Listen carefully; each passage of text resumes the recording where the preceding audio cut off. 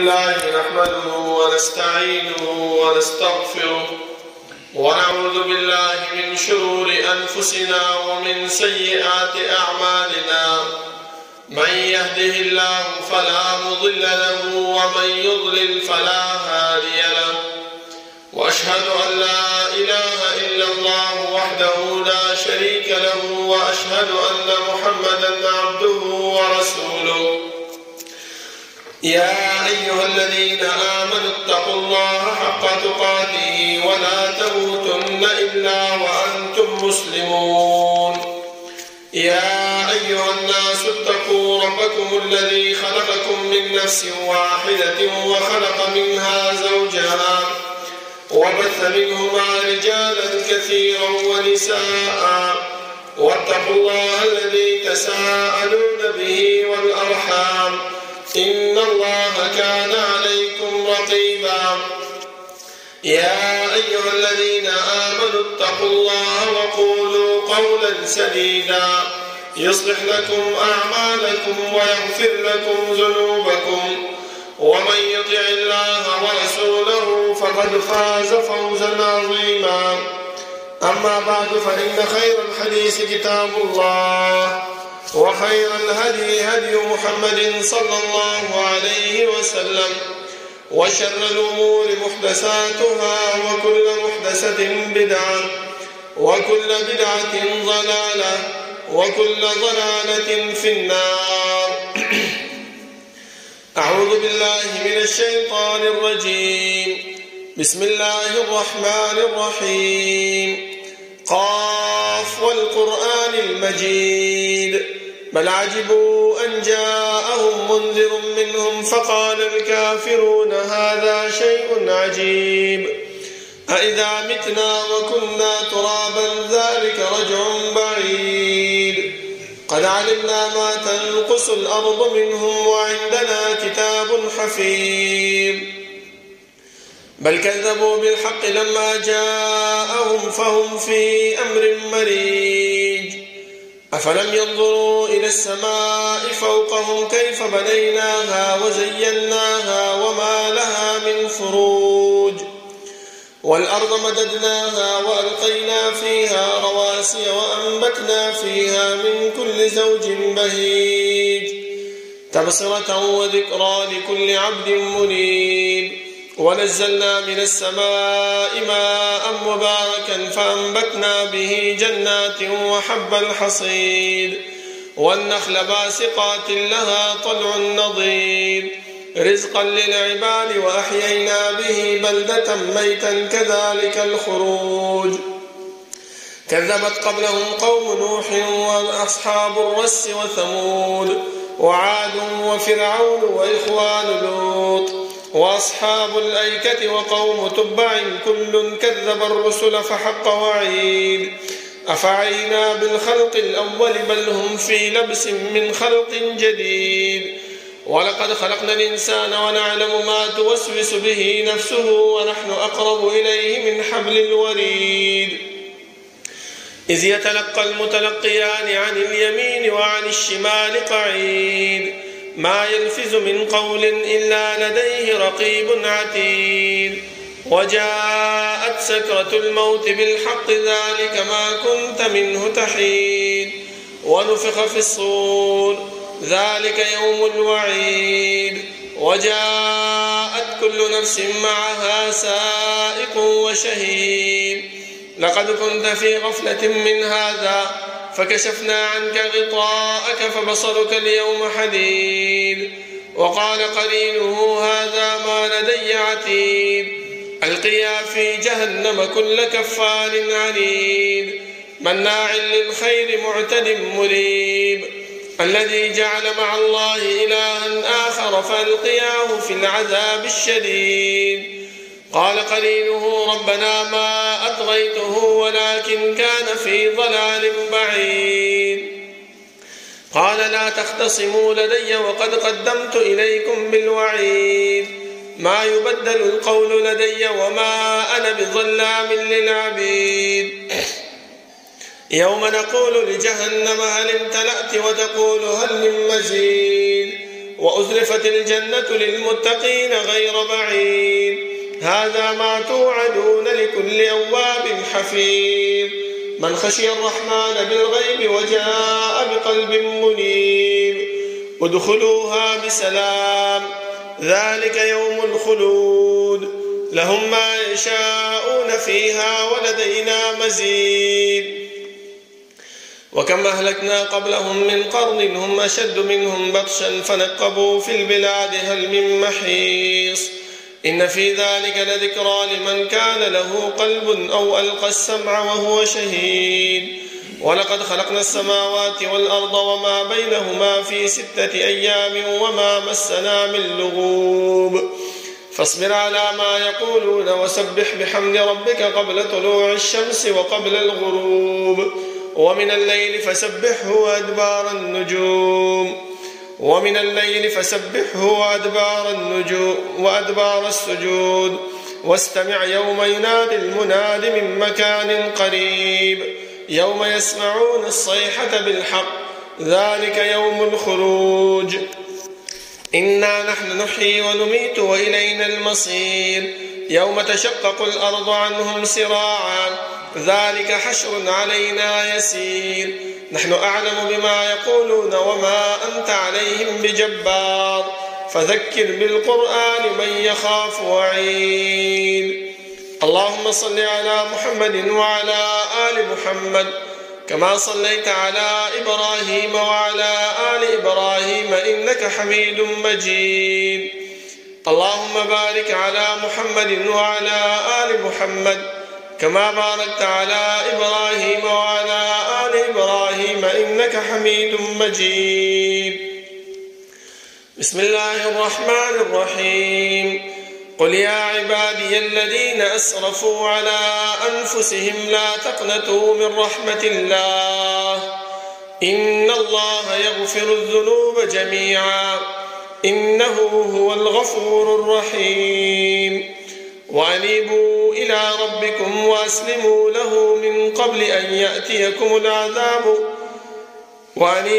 إلى ربكم وأسلموا له من قبل أن يأتيكم العذاب ثم لا تنصرون ده الله رب العالمين أحكم الحاكمين ده طول بادشاہ ده طول زبردست ها رب العالمين چې تمام کائنات خالق و مالک دے ها الله چې تمام کائنات متصرف او منتظم دے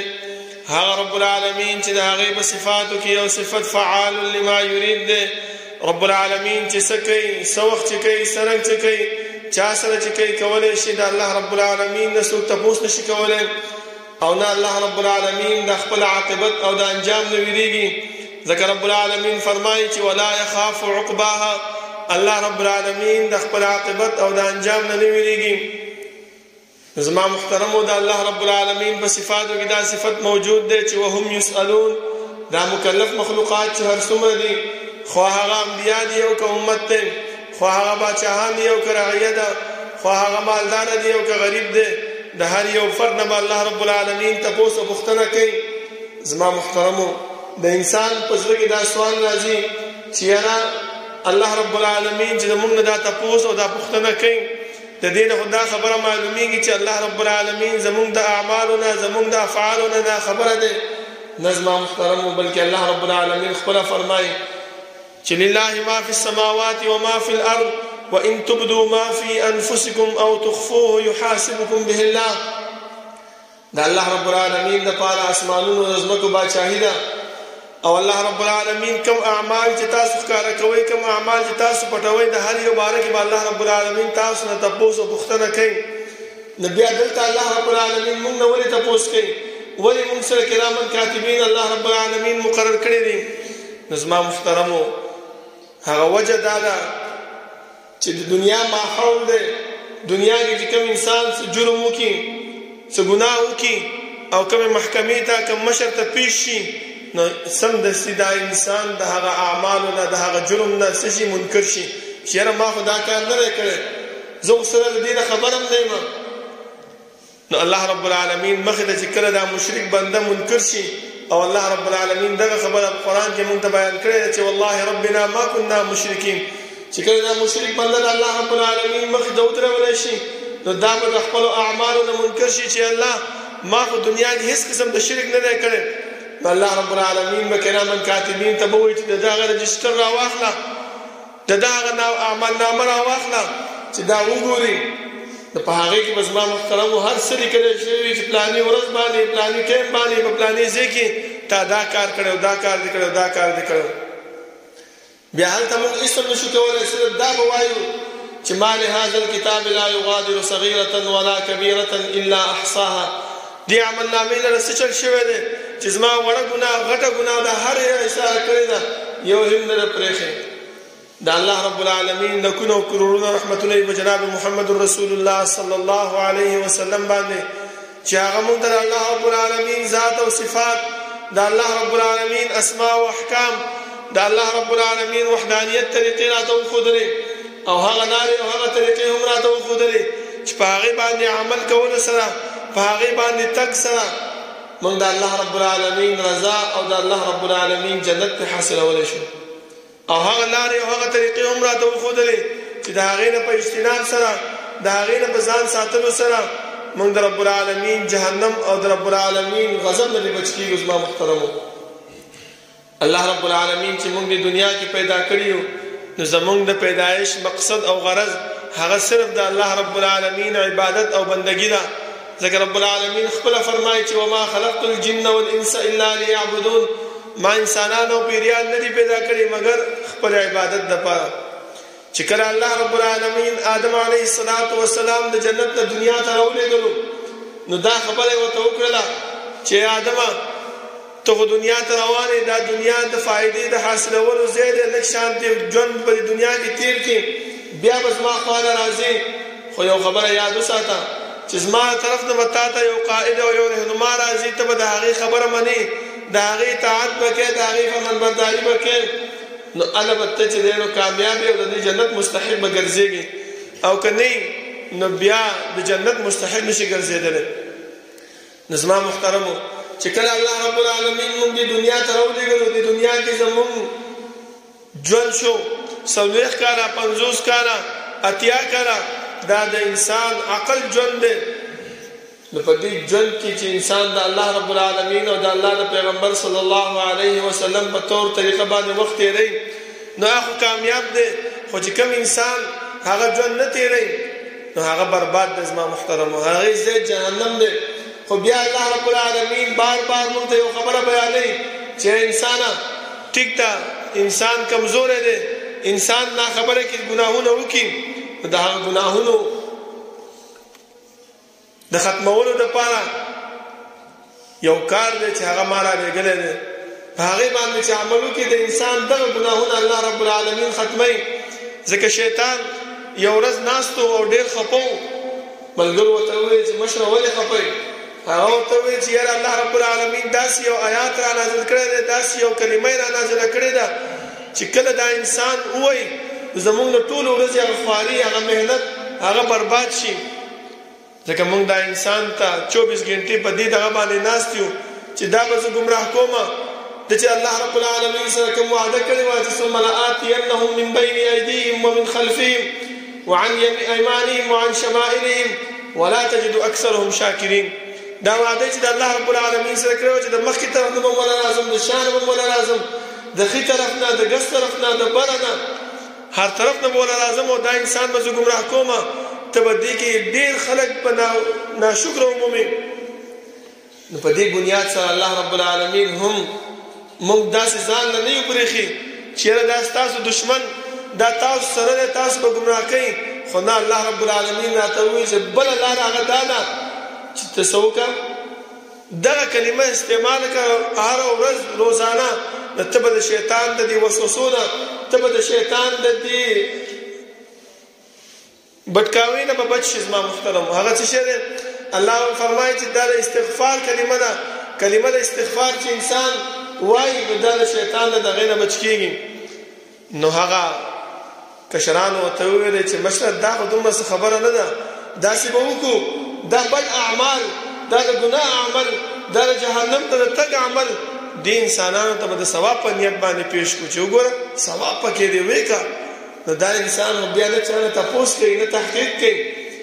بس دغه خبره کوي چې یاره زما د جماعت مولا زما مشر زما مفتی صاحب دغه خبره کړې دا صحیح ده لږ خپل تحقیق ورسره نه یو ځای کوي چې یاره لږ تحقیق وکړم چې دا خبره څونه رښتیا ده څونه په دې کې د الله او د الله د رسول صلی الله علیه وسلم حکم پکې موجود دی او څونه پکې موجود نه دی نو بیا شیطان خوشاله شو چې هو زما کار وشو زه الله رب العالمین د دې شیطان د دغه کېدو دپاره د انسان د ګمراه کولو دپاره خالی پرې نه غوښتو بلکې پیغمبران یې راولېږل او دې پیغمبرانو ته یې وویلې چې لاشئ دا بندګانان زما خپل امت د دې خبرې نه خبر کړئ چې دا شیطان ستاسو ابدي دشمن دی دا به تاسو ګمراه کوي خو دا اعمال وکړئ تاسو به د ګمراهۍ نه بچ شئ دغه اعمال وکړئ تاسو به د ګناهونو نه بچ شئ دغه اعمال وکړئ الله رب العالمین به ستاسو ګناهونه هغه به ختم کړي اوس هغه اعمال کم دي زما محترمو هغه عمل دا دی چې الله رب العالمین په دې باره کې موږ ته سورت را نازل کړی دی چې والعصر ان الانسان لفی خسر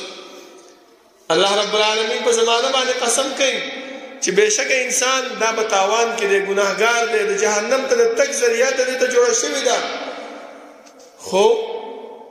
کم عمل دی کم یو کار دی چې انسان هغه وکړي او د دې ګناه نه بچ شي د دې د جهنم د تګ نه بچ شي د دې شیطان د وسوسو نه د شیطان د ګمراهۍ نه بچ شي هغه الله رب العالمین موږ ته بیان کړی چې الا الذین آمنوا هغه کسان چې ایمان راوړي ایمان چا راوړي زما محترمو موږ خو په خوله باندې وایو چې ما کلمه ویلې ده خو اعمال زموږ هغه دي چې هغه د دې کلمې سره برابر نه دي زما محترمو ځکه علما فرمایي چې انسان ایمان کله راوړي نو هغه درې کارونه به کوي یو په خوله باندې وینا چې لا اله الا الله محمد رسول الله یا اشهد ان لا اله الا الله واشهد ان محمد رسول الله کلمه د شهادت ویل دویم په زړه باندې اقرار کول چې او الله یو دی پیغمبر د الله رسول دی صلی الله علیه وسلم دغه اعمال دغه قران کریم کې چې کوم حکمونه دي احادیث کې چې کوم حکمونه موږ ته الله را لګلي دي په دې باندې اقرار کول دا د الله رب العالمین طرف ته په دې باندې به عمل کوم نو زه بچ کېږم او ورپسې دریم زما محترمو په خپل اندامونو باندې عمل کول دا نه یو انسان دا وایي چې بس کلمه مې ویلې ده په زړه کې مې تصدیق کړی دی بس د مونځ ته څه ضرورت دی حج ته څه ضرورت دی روژې نیولو ته څه ضرورت دی زکات ورکولو ته څه ضرورت دی نه زما محترمو په دې درې واړو کې یو کار هم ته ونه کې ته د ایمان په دایره کې نشي داخلېدلی زما محترم خامخا دې دریو کې به دا درې واړه به ته خپل زندګۍ کې خپل ژوند کې خپل جسم کې به هغه راولې نو هله به ته د ایمان زمرې ته داخلېږي ځکه که چېرته دغه درې خبرې نه وي نو تاسو د مکې مشرکان وګورئ الله خو هغه منلو پیغمبر خو هغه منلو لکه الله رب العالمین فرمایي چې ولئن سألتهم من خلق السماوات والارض ليقولن الله ته کدی مشرکینو نه تاسو کې چې الله د اسمانونو چا پیدا کړی دي د ځمکې چا پیدا کړی دي دا نور څوک راخېږي څوک ډوبي دا ورځ څوک بدلي شپه څوک راولي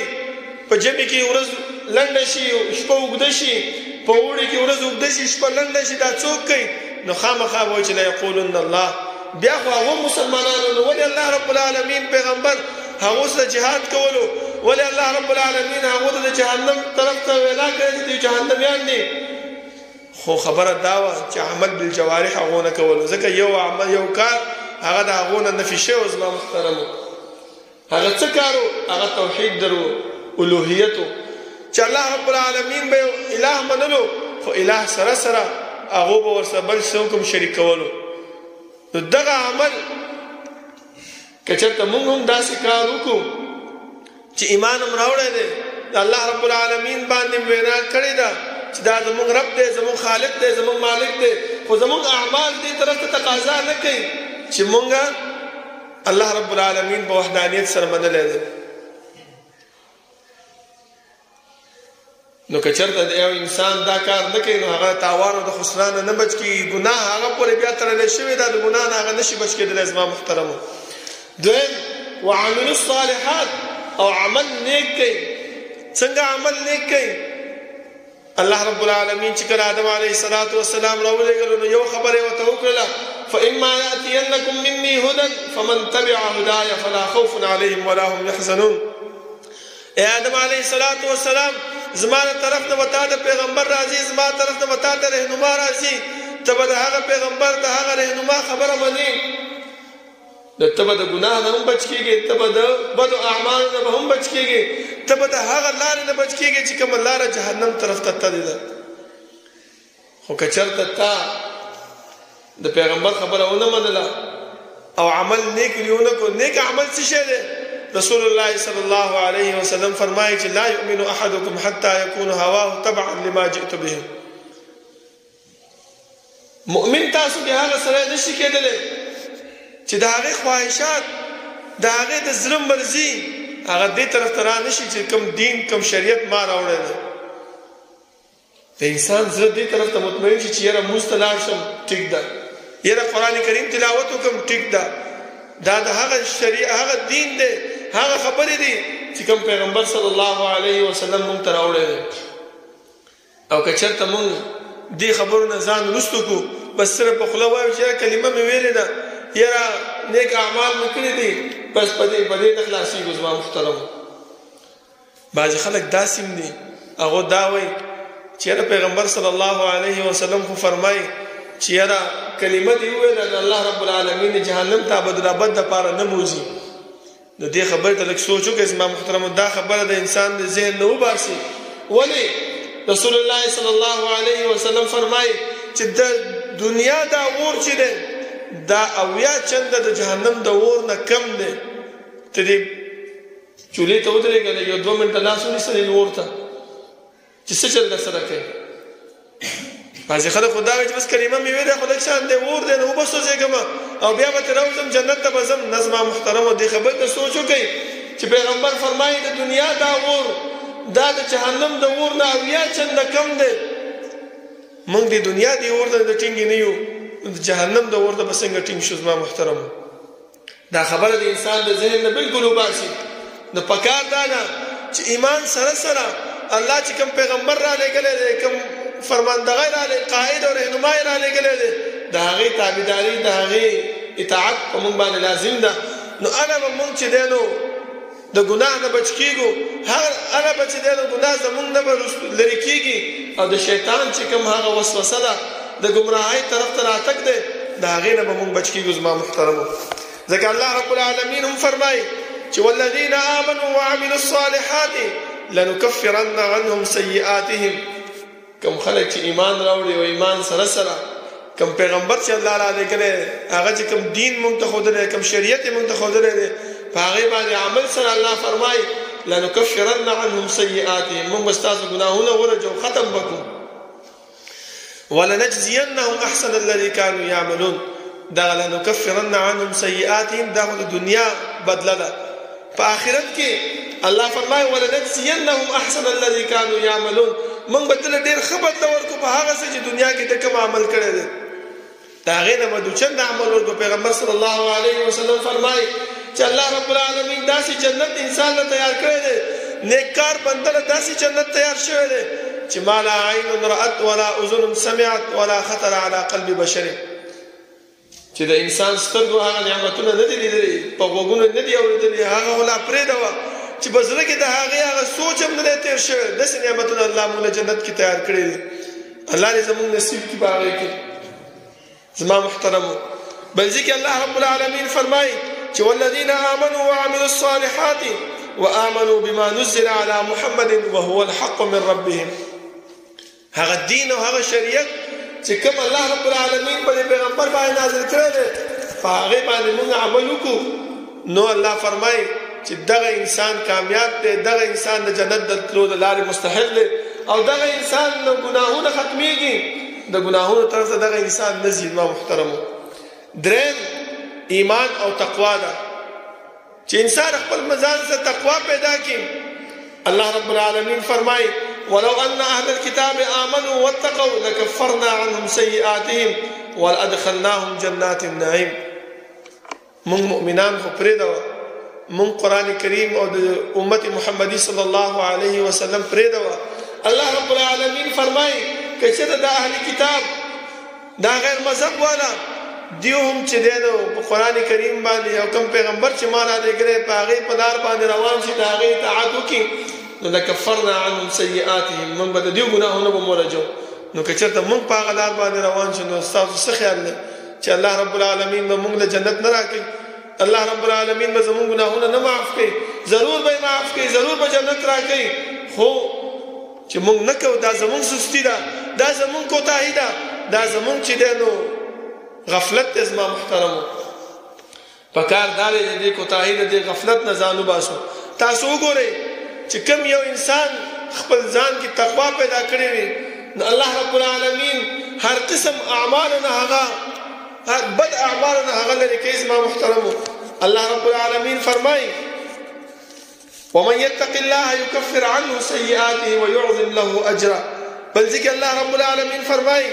چې ومن يتق الله يجعل له مخرجا. کوم انسان چې تقوا اختیاري الله رب العالمین دته د دنیا لارې آسانه. ما محترمو تاسو وګورئ کوم طالب العلم چې متقی وي تقوا والای بیان هغه کولی شي، سبق هغه یادولی شي، په امتحان کې ښه نمبر هغه اخیستی شي. ولې الله وایي چې ومن یتق الله یجعل له مخرجا لار ورته زه کولاومه. تاسو په هر ماحول ته راوځئ چې کوم انسان متقی وي نو د متقی انسان ته الله رب العالمین د ګناهونو نه بچ شوی. متقی انسان ته الله رب العالمین پریشانیاں ختم کړی وي. متقی انسان ته الله رب العالمین داسې لارې کولاوي کړی وي چې هغه لارې د انسان په وهم کې هم نه وي. دا څه د وجې نه؟ دا تقوا د وجې نه. نو چې دومره لارې الله رب العالمین موږ ته کولاوي نو ولې موږ داسې اعمال ونه کړو چې هغه زموږ د نجات او زموږ د کامیابۍ ذریعه ګرځي. زما محترمو بل ځکه الله رب العالمین فرمایي چې یا ایها الذین آمنوا ان تتقوا الله یجعل لكم فرقانا. که چېرته تاسو ایمان والاو که چېرته تاسو تقوا مخکې خو الله له ایمان والاو نه لرې خبره بل طرف ته بوتلې وه چې اهل کتاب هم چې تقوا اختیار کړي نو الله رب العالمین د هغو ګناهونه رجوي. دلته الله فرمایي چې ایمان والاو که چېرته تاسو تقوا اختیار کړه یجعل لكم فرقانا. الله رب العالمین به تاسو ته داسې یو لار وښیي، داسې یو طرف باندې به تاسو روان کړي چې هغه طرف کې به تاسو د حق او د باطل منځ کې فرق کولی شئ. تاسو به دا کتی شئ چې یاره دې کې حق څونه دی، دې کې چې دی نو باطل څونه دی. خو دا کله کېږي ان تتقوا الله چې کله تاسو د الله رب العالمین تقوا اختیار کړئ. یا ایها الذین آمنوا اتقوا الله وکونوا مع الصادقین. تقوا سره سره د رښتیا وینا دا هم زما محترمو د انسان د ګناهونو نه بچ کېدو یو سبب دی. انسان د جهنم د تګ لپاره د هغې د بچ کېدو د یو سبب دی. زما محترمو چې تقوا سره سره انسان رښتیا ووایي. ځکه حدیث کې رسول الله صلی الله علیه وسلم فرمایي یو صحابي راغی او تپوس یې وکړ چې د الله رسوله مؤمن زناکار کېدی شي؟ وایي او. مؤمن شرابخور کېدی شي؟ وایي او. مؤمن غل کېدی شي؟ وایي او. بیا ورته وایي چې مؤمن دروغجن کېدی شي؟ پیغمبر صلی الله علیه وسلم چې نه، د مؤمن سره دروغ ویل دا منافی دی لکه اور او اوبه چې څنګه دي. نو چې رښتیا انسان وایي نو الله رب العالمین د هغه ته د جنت لارې کولاوي. زما محترمو حدیث کې رسول الله صلی الله علیه وسلم فرمایي چې کوم یو انسان رښتیا وایي نو الله رب العالمین هغه د خپل ځان سره رښتونی ولیکلی شي، او چې کوم یو انسان دروغ وایي نو الله رب العالمین په نیز باندې هغه څه ولیکلی شي؟ دروغجن ولیکلی شي. نو چې سبا د قیامت په ورځ باندې موږ ته اواز وکړي چې پلانې رښتونیه دې خوا راشه، پلانې دروغجنه دې خوا راشه، نو دا کوم یو لفظ په موږ باندې مخلګي. زما محترمو نو دغه اعمال دا د انسان د جنت ته تلو ذریعه ده او انسان د ګناهونو نه بچ کېږي. بل فایده د تقوا او د ایمان او د عمل صالح بل فائدہ وګورئ. الله فرمایي چې ويكفر عنكم سيئاتكم ويغفر لكم. ستاسو ګناهونه به الله ورجي ختم بکي ويغفر لكم، والله رب العالمین به تاسو بخنه وکي. په دې اعمال سره زموږ ګناهونه رجي. زما محترم په دې اعمال سره موږ جنت ته تلو ذریعہ ګرځيږي او په دې اعمالو سره الله وایي چې فلا خوف علیهم ولا هم يحزنون په قبر کې په دې باندې به یره نه وي ولا هم يحزنون او د قیامت په ورځ باندې چې کوم د دهشت ورځ ده کومه خطرناکه ورځ ده کومه سخته ورځ ده په هغې کې به انسان یېرېږي نه غمجنه به نه وي دا به نه وي چې یو عمل ماته میلاو شي زه بچ شمه بلکې دا به مطمئن وي چې یاره ما په دنیا کې هغه اعمال کړي دي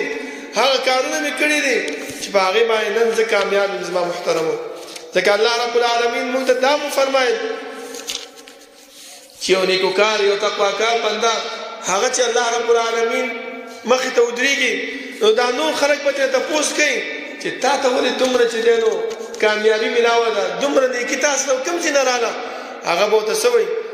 هغه به وایي چې انا كنا من قبل ندعوه انه هو البر الرحیم قالوا انا كنا قبل في اهلنا مشفقين مونږ په دنیا کې په خپل ځان باندې تکلیف تېروونکي وو د شپې به راپاڅېدو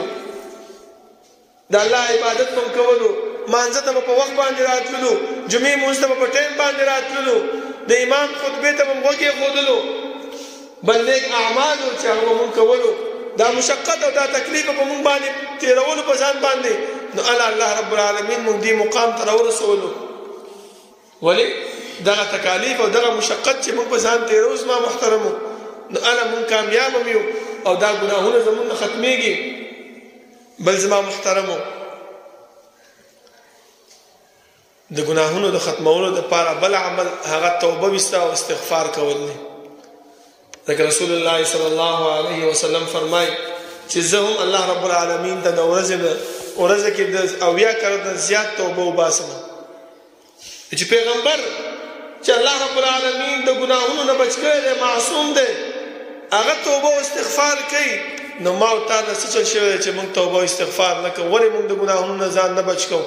الله رب العالمین موږ ته دغه خبره کړې ده چې یا عبادي الذین اسرفوا علی انفسهم لا تقنطوا من رحمت الله پیغمبر هم راته دا ښودلی ده چې انسانه توبه او استغفار دا ستا د ګناهونو د ختمولو ذریعه ده دا ستا د ګناهونو د رجولو ذریعه ده په دې باندې الله رب العالمین تا جنت ته داخلوي بل ځکه الله رب العالمین موږ ته فرمایي چې الا من تاب وآمن وعمل صالحا فاولئک یبدل الله سیئاتهم حسنات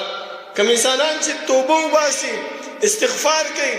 نو دا هغوی الله څه بدله ورکوي بدله دا ورکوي چې د دې دا ګناهونه دا په نیکو باندې بدلېږي زما محترمو هر یو عمل ته ورکوټې نه ګورو ځکه حدیث کې رسول الله صلی الله علیه وسلم یو ورځ د صحابهو نه تپوس وکړو چې من المفلس فیکم تاسو کې غریب سره څوک دی خامخا دنیا ماحول کې زمونږ په ذهن کې غریب سره هغه راځي چې چا سره پیسې نه چا سره مال او دولت نه موږ هغه سره غریب دی نو صحابه وایي چې من لا درهم له ولا دینار پیغمبر غریب هغه دی چې چا سره پیسې نه مال او دولت نه هغه غریب دی نو رسول الله صلی الله علیه وسلم فرمایي چې نه غریب سره هغه نه دی بلکې غریب د الله رب العالمین په نسبت باندې هغه انسان دی چې په دنیا کې ځان ستړی کړی وي استغفار هم ډېر ویلی وي منځونه هم ډېر کړي وي روژې هم ډېرې نیولې وي عمرې هم ډېرې کړې وي حجونه هم ډېر کړي وي نیک اعمال یو پنډې ځان سره روان کړی وي خو خبره دا ده چې دا کار یې کړی وي چې په مدرسه کې پاتې کېږي یو طالب العلم بل طالب العلم ته راپاڅېږي یو کنځل وکړي یو طالب العلم بل طالب العلم ته راپاڅېږي یو څپېړه ورکړي یو طالب علم بل طالب علم پسې راپاڅېږي یو څه ورته وایي بدرد ورته وایي کنځل ورته وکړي سپکې سپورې ورته وایي چې ما ته خو هغی تا خو پلاني ورځ باندې دا کار کړی تا داسې کړی تا داسې کړی زمونږ په نیز باندې دغه خبرې وړې دي زما محترمو د دې هېڅ حیثیت نشته دی خو لیکن دغه خبرې چې دي دغه اعمال دغه کارونه چې دي هغه دا زمونږ د ټول ژوند نیکي دا زمونږ د ټول ژوند هغه قیام اللیل هغه تهجد هغه روجې هغه عبادتونه هغه بندګیانې هغه د زیارت او د پیر د ورځې روجې نیول دا ټول زمونږ بربادۍ زما محترمو بیا چې د الله رب العالمین مخې ته ورشي الله رب العالمین به وایي ښه چې څه چل شو دا دومره نیکوکار بنده دی پلانی کس به راپاڅېږي هغه به وایي چې الله زه ورسره په جامع صدیق کې پلانی هاسټل پلانی کمره کې ورسره پروت وم په هغې کې به ورسره اوسېدمه د ما ته په هغه ځای کې بدې ردې ویلي وو، د ما ته سپورې ویلي وو، د ما ته څپېړه راکړې وه، د ما ته کنځل کړي وو. نو الله رب العالمین به ورته وایي چې ښه نیکیان یې دننه راواله او چا ته چې بد رد ویلي هغه ته یې اچوه، اچوي به تر دې چې نیکیان یې ختمې شي. الله اوس څه چل وکړو، د دغو نیکي هم ختمه شوه، ښه دا چا ته چې بد رد ویلي د ده نه دا ګناهونه راواله او دې نیکو کار ته واچوه. وګورئ زما محترمو، د یو عمل سپور ګڼلو سره، د یو عمل کمتر ګڼلو سره مونږ هغه ټول ژوند خواري، هغه د ټول ژوند محنت هغه لاړو ختم شو. بیا به څه وکړو؟ الله رب العالمین د ملایکو ته ووایي چې جهنم ته یې وغورځوئ. نو زما محترمو کم عمل چې مونږ کوو، کم کار چې مونږ کوو، دې ته به سپک نه ګورو، دې ته به کمتر نه ګورو، بلکې دې ته به دا ګورو چې یاره دا زیاتې ما وکړو، سمدستي لاړ شه هغه ملګري نه معافي وغواړه. ځکه الله رب العالمین پیغمبر چې کوم مونږ ته رالیږلی دی هغه د یو صحابي راغی چې د الله رسوله شهید دته خو الله رب العالمین ټول اعمال، ټول ګناهونه، ټول هر څه معاف کړي دي. نو رسول الله صلی الله علیه وسلم وایي چې او معاف کړي دي. چې کله هغه سائل لاړو جبرئیل په هغه وخت کې سمدستي راغی ورته وویل چې الا الدین، پیغمبر تا خو ته خبره وکړه، خو دا یو خبره یاد وساته چې پردی حق هغه نه معاف کېږي. پیغمبر آواز وکړو چې هغه سائل ته وایي چې راشي. چې راغی ورته ویل چې ای پیغمبره ای د الله رسوله څه چل دی؟ هغه ورته ویل چې ما ته اوس جبرائیل امین راغی او دا وحی راله راوړله، راته یې وفرمایي چې الا الدین، پردی حق هغه الله رب العالمین نه معاف کړي، اگر که شهید ولې نه. مونږ خو دې خبرو ته ډېر ورکوټې ګورو، ډېر کمتر ګورو، کنځل مونږ کوو، بد رد مونږ کوو، د یو انسان راپاسېږي د بل انسان بې عزتي مونږ کوو، یو انسان راپاسېږي د بل انسان ته سپک سپورې مونږ وایو، د هغې پسې خبرې، د هغې غیبت، د هغې سره حسد کول مونږ کوو. ولې مونږ ته دا اعمال ورکوټې ښکاري. او شیطان چې الله رب العالمین سره کوم وعده کړې وه چې لأزینن لهم فی الارض ولأغوینهم اجمعین، دغه اعمال دا به ورته زه ورکوټې ښکاره کړم، د ثواب په نیت به ورته راپېښ کړم. نو بیا به دیو توبه او استغفار هم نه وباسي او دیو به ټول څه کړم زه ګمراه به کړم. خو الله رب العالمین هم ورته ویل چې الا عبادک منهم المخلصین. زما محترمو هر یو انسان په خپل ګریوان کې دا سوچ وکړي چې آیا الله رب العالمین چې کوم آیات را نازل کړی چې الا عبادک منهم المخلصین، آیا دې عبادک منهم المخلصین کې موږ موجود یو که نه یو؟ که موجود یو نو خپل ځان سره دې خوشحاله شي، او که موجود نه یو نو د هغې د وجود کوشش دې وکړي. الله رب العالمین نه دعا ده چې الله رب العالمین د عمل کولو توفیق راکړي، او الله رب العالمین زمونږ په زړونو کې، زمونږ په زندګۍ کې هغه اعمال واچي چې هغه د شیطان د بچ کېدو، د وسوسو نه د بچ کېدو او د ګناهونو د ختمولو اعمال. اقول قولي هذا واستغفر الله لي ولكم ولسائر المسلمين.